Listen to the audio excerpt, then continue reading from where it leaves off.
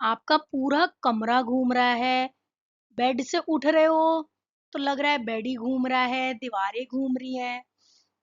तो अगर आपके साथ भी ऐसा होता है तो लेट मी टेल यू, आप अकेले नहीं हो, ठीक है? बहुत लोगों के साथ हो रहा है ये, कि जब भी उठ रहे हैं तो चक्कर आ रहे हैं, ऐसे लग रहा है कमरा घूम रहा है, उठा नहीं जा रहा, उल्टी जैसा लग रहा है। अगर आपको भी ये सब सिम्टम्स है तो ये वीडियो डेफिनेटली आपके लिए है। इसको बोलते हैं BPPV, benign paroxysmal positional vertigo, ठीक है? अब समझो, आप सुबह उठे, आपको अचानक से आप बेड पे टर्न लिया और आपको एकदम से ऐसा लग रहा है कि रूम जो है वो घूम रहा है, स्पिन कर रहा है, ठीक है? या फिर बैलेंस ही नहीं बन पा रहा। आप एकदम से बेड को पकड़ रहे हो, फिर कुछ सेकंड के बाद लग रहा है हाँ, अभी ठीक लग रहा है, ठीक है? और आपको लगता है कि अरे, कहीं स्ट्रोक तो नहीं हो गया? कहीं मेरे दिमाग में कुछ प्रॉब्लम तो नहीं हो गई? कहीं मेरा बीपी तो नहीं कम हो गया? देखो, मेजरली इस केस में आपका जो इनर ईयर है, कान है, वो रिस्पॉन्सिबल है। उसकी वजह से आपको ऐसा फील होता है। अभी समझेंगे वर्टिगो है क्या। देखो, वर्टिगो सिर्फ डिजीनेस नहीं है, vertigo fall sensation of movement है। ऐसा लगता है कि हम मूव कर रहे हैं, हम चल रहे हैं, या फिर मूव हुए हैं, राइट लेफ्ट ऊपर नीचे, कहीं ना कहीं पे मूवमेंट हुई है, ठीक है? आपको ऐसा लग सकता है कि आपके आसपास का कमरा घूम रहा है, ऐसा लग सकता है कि मैं खुद ही घूम रहा हूँ, या ऐसा भी लग सकता है कि आप एक तरफ को खींच रहे हो, एक तरफ को बैलेंस बिगड़ रहा है आपका, गिर रहे हो एक तरफ को, ठीक है? और जब कि आप सिर्फ खड़े हुए हो सीधे, आप ना हिल रहे हो, ना मूव कर रहे हो, ना चल रहे हो, सिर्फ सीधे खड़े हुए हो। BPPV क्या है? Benign paroxysmal positional vertigo. Benign का मतलब जो कि थ्रेटनिंग नहीं है, ठीक है? लाइफ को कोई नुकसान नहीं देगा। पैरोक्सिस्मल मतलब अचानक से होना, पोजिशनल मतलब कुछ कुछ पोजीशंस में होना, हेड की कोई स्पेसिफिक मूवमेंट हुई, कोई पोजीशन ली हेड ने तो ही होगा।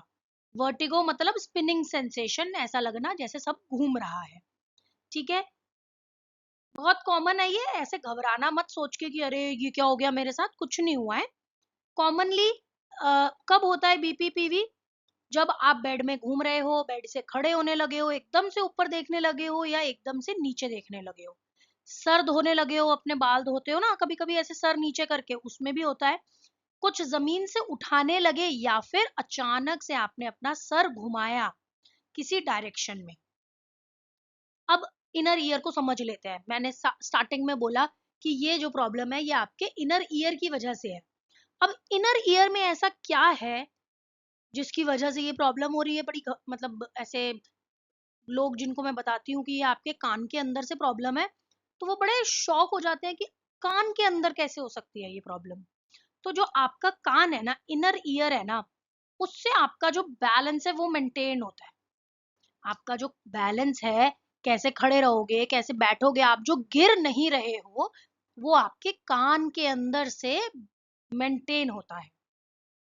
कान के अंदर हमारे सेमी सर्कुलर कैनाल्स हैं और यूट्रिकल एंड सेक्यूल है। जो सेमी सर्कुलर कैनाल्स हैं वो हेड की रोटेशन को बताते हैं, और जो लीनियर मूवमेंट है और ग्रेविटी है वो यूट्रिकल एंड सेक्यूल बताते हैं। ये आपको बड़ा कंफ्यूजिंग लगेगा, सिंपल भाषा में समझाती हूँ, ये फिजियोथेरेपी के बच्चे जो हैं उनको अच्छे से समझ आएगा। देखो, ये जहाँ पे रेड दिख रहा है, ये जो गोल गोल सा बना हुआ है ना, लूप टाइप का, ये जो लूप है ना, ये कैनाल है आपके। ये एंटीरियर कैनाल है, ये पोस्टीरियर कैनाल है पीछे वाला, और जो ये वाला है, ये ऐसे पतली सी शेप में दिख रहा है फिलहाल, ये आपका हॉरिजॉन्टल या लेटरल कैनाल है। अब इन कैनाल का काम है कि जैसे आप अपना सर घुमाओ तो ये कान आपके ब्रेन तक मैसेज दे कि कान, ये सर जो है वो हिला है, इस तरफ हिला है, ठीक है? लेकिन अ, ये जो यूट्रिकल और सेक्यूल है, ये यहाँ पे, ये हिस्सा, ये जो सैक टाइप का बना हुआ है बेसिकली, ये आपका लीनियर मूवमेंट और ग्रेविटी को डिटेक्ट करता है, ठीक है? कि सीधे जैसे चल रहे हैं, ग्रेविटी जो हमें मिलती है, जो फ्लोर हमारे ऊपर ग्रेविटेशनल फोर्स लगा के रखता है वो। अब हमारे कानों के अंदर है कुछ क्रिस्टल्स। मुझे पता है बहुत लोगों के लिए ये न्यू इन्फॉर्मेशन है, शायद बहुत से फिजियोथेरेपी वाले बच्चों के लिए भी ये न्यू इन्फॉर्मेशन है, तो ध्यान से सुनना। कान के अंदर कुछ क्रिस्टल होते हैं, ठीक है, छोटे छोटे कार्बन के क्रिस्टल्स होते हैं, कैल्शियम कार्बोनेट के। अब ये छोटे छोटे जो क्रिस्टल्स हैं इनको बोलते हैं ऑटोकोनिया। इसका नाम है ऑटोकोनिया। ये क्रिस्टल्स हेल्प करते हैं ब्रेन को डिटेक्ट करने में मूवमेंट। मैंने बोला कि कान के अंदर लूप्स बने हुए हैं, कैनाल्स बने हुए हैं जो कि हमारी मूवमेंट डिटेक्ट कर रहे हैं। अब यूट्रिकल और सेक्यूल के अंदर ऑटोकोनिया है जो कि छोटे छोटे क्रिस्टल हैं, छोटे छोटे दाने टाइप के हैं समझ लो, अभी मैं दिखाऊंगी पूरा। वो बताते हैं कि हम कहाँ मूव कर रहे हैं, हमारे ब्रेन को सिग्नल देते हैं कि अब यहाँ मूवमेंट हुई, अब यहाँ मूवमेंट हुई। जैसे कि आप इस फोटो में देख सकते होगे, ये देखो, ये दिख रहे हैं क्रिस्टल, यहाँ पे दिख रहे हैं, यहाँ दिख रहे हैं, ये सब फैल गए हैं।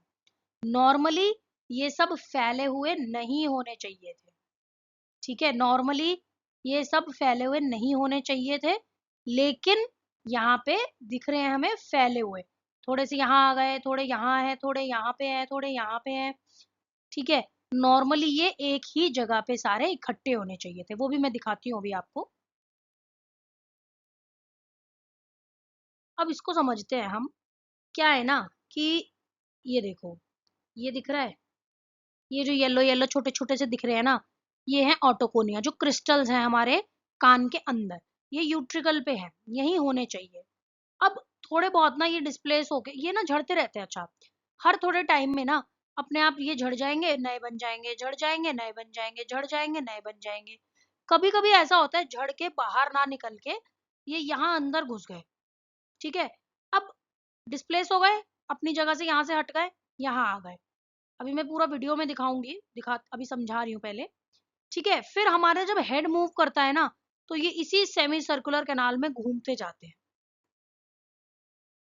जैसे कि अब देखो, ये यहाँ है अपनी जगह पे, ठीक है। अब थोड़े से शेड ऑफ हो गए, डिस्प्लेस हो गए, अपनी जगह से हट गए। अब सर हमने घुमाया, हेड की मूवमेंट हुई, तो ये कैनाल के अंदर घुस गए, बाहर निकलने की जगह। अब सर सीधा किया और ज्यादा अंदर घुस गए, बाहर निकलने की जगह। बाहर यहाँ से निकलना चाहिए था, अब अंदर घुस गए, अंदर ही घुसे जा रहे हैं। अब जितनी बार हम सर घुमा रहे हैं, यहाँ से मिलनी चाहिए थी हमें ब्रेन को, हमारे ब्रेन को सिग्नल कि जी यही है। अब यहाँ से तो मिल ही रहा है, लेकिन यहाँ पे अपना जो घूम रहा है ये हवा में, कैनाल में, कभी ऊपर नीचे इधर उधर, एकदम से हमारा सर घूमता है, चक्कर आते हैं, क्योंकि ब्रेन को सिग्नल गलत मिल रहा है और उल्टी जैसा लगता है, एकदम से घबराहट होती है। What does the brain get, why does the brain get confuse, brain क्यों कंफ्यूज हो रहा है? ब्रेन देखो, दिमाग को कुछ पता क्या है, उसको आंखें दिखा रही हैं, इनर ईयर बता रहा है, और मसल और जॉइंट दिखा रहे हैं।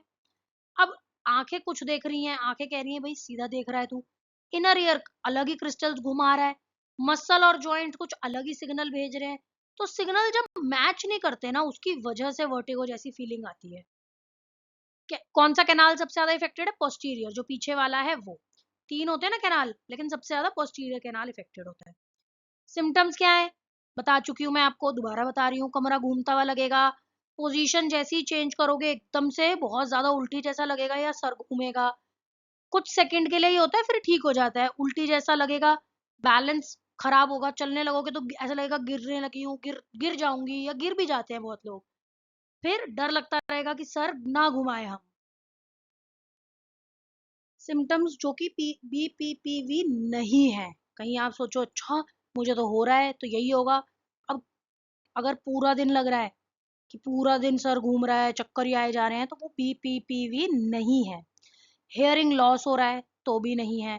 फेशियल वीकनेस है, हाथ की वीकनेस है, डबल विजन दिख रहा है, स्पीच ठीक नहीं है, कॉन्शियसनेस लूज हो रही है, बेहोश हो रहे हो, तो ये सब कुछ बीपीपीवी नहीं है। अगर इनमें से कुछ भी सिम्टम आपको है तो आप तुरंत दिखाओ, किसी डॉक्टर से कंसल्ट करो, क्योंकि ये सब बीपीपीवी नहीं है।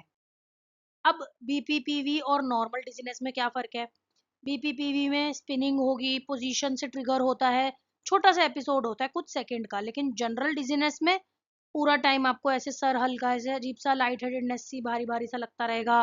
वेरिएबल ट्रिगर्स हैं, बहुत वजहों से हो सकती है, और बहुत ड्यूरेशन भी अलग हो सकती है, कोई जरूरी नहीं है कि कुछ सेकंड का ही हो सकता है बहुत 1 घंटे का भी हो। टेनिटस और बीपीपीवी में क्या फर्क है? पोजिशनल वर्टिगो है, ये एयर के जो क्रिस्टल्स हैं वो डिस्प्लेस हो जाते हैं और कान के अंदर कोई घंटियां सी नहीं बजती। लेकिन टेनिटस में कान के अंदर घंटियां सी बजेंगी, बजिंग होती रहेगी, जी जी जी जी, या हिसिंग साउंड होगा टाइप का, कान में कॉन्स्टेंटली फील होता रहेगा। किन लोगों को हो सकता है ये? जिनकी उम्र ज्यादा है थोड़ी, जो ओल्ड लोग हैं, फीमेल्स में ज्यादा होता है, जिनको हेड इंजरी हो चुकी है, किसी को वेस्टिबुलर डिसऑर्डर है, प्रोलॉन्ग्ड बेड रेस्ट पे है, या फिर माइग्रेन जिसको होता है उसको हो सकता है। अब ये डायग्नोज कैसे होगा? ये फिजियोथेरेपी स्टूडेंट्स के लिए स्पेशली डिटेल्ड हिस्ट्री लेनी पड़ती है, पोजीशन टेस्टिंग करनी पड़ती है, और टेस्ट का नाम है डिक्स हेल्पाइक टेस्ट। ये टेस्ट हम लोग परफॉर्म करते हैं to confirm if it is BPPV. अब हम लोग बात कर लेते हैं निस्टैग्मस की। Nystagmus is involuntary eye movement. Basically ना, ये ना देखो, फिजियोथेरेपिस्ट आपके जो स्पेशलिस्ट हैं वही चेक कर पाएंगे निस्टैग्मस। इससे पता चलता है कि आपका कौन सा वाला, 3 कनाल्स होते हैं ना, तो कौन सा वाला कनाल जो है वो अफेक्टेड है।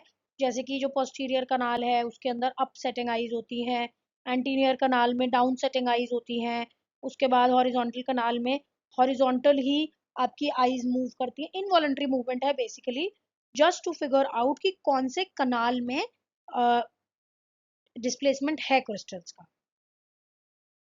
Y physiotherapist play a major role? इसके अंदर फिजियोथेरेपिस्ट का क्या काम है?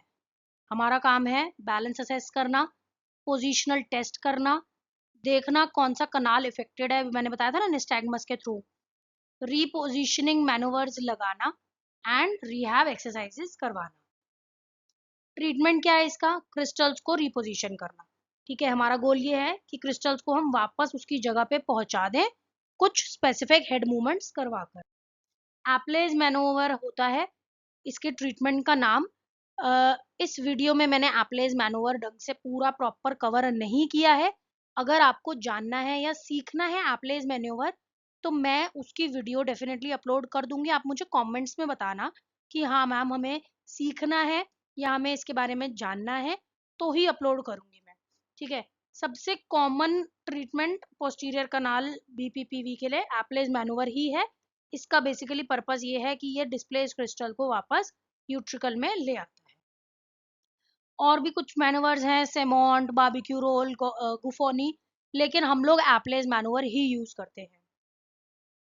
मेडिकेशन से क्या बीपीपीवी ठीक होता है?